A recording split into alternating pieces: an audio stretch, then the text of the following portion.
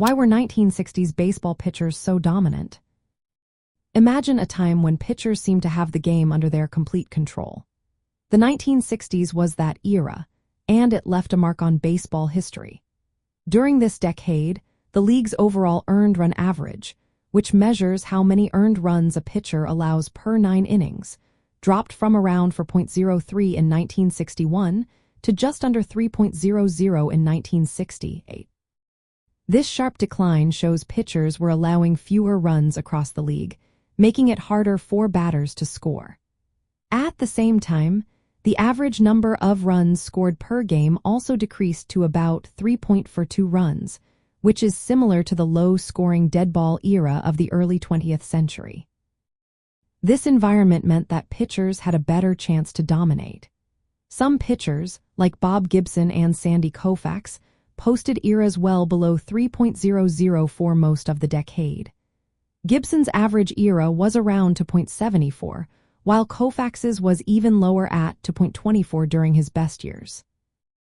These pitchers combined excellent control, high strikeout rates and stamina, often leading in categories like strikeouts per 9 innings, shutouts, and complete games. Their performances were not isolated but part of a larger trend where teams focused heavily on pitching and defense, which kept offensive numbers down across the league.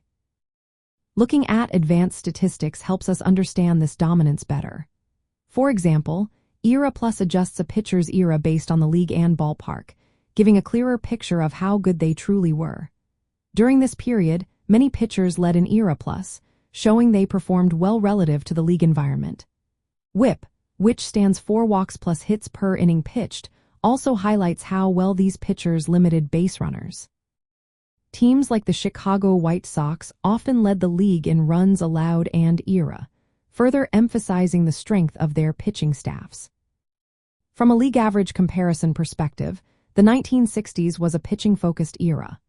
The height of the pitching mound, which was increased to 25 inches in 1960 and then lowered after 1968, played a big role in this. The higher mound gave pitchers an advantage by making it harder for batters to see and hit the ball. Plus, the talent pool was deep, with many skilled pitchers competing at the same time. The strategic emphasis on pitching and defense created a low-offense environment that made dominant pitching performances stand out even more. Understanding this era's pitching strength helps when comparing players across different decades. Adjustments for league average offense and ballpark effects are necessary to see how exceptional pitchers like Gibson and Koufax really were within their environment. Metrics such as ERA Plus and WHIP help normalize these differences, making it easier to appreciate their dominance in context. In the end, the combination of lower league average runs, outstanding individual performances, and strategic focus on pitching created a period where pitchers truly shined.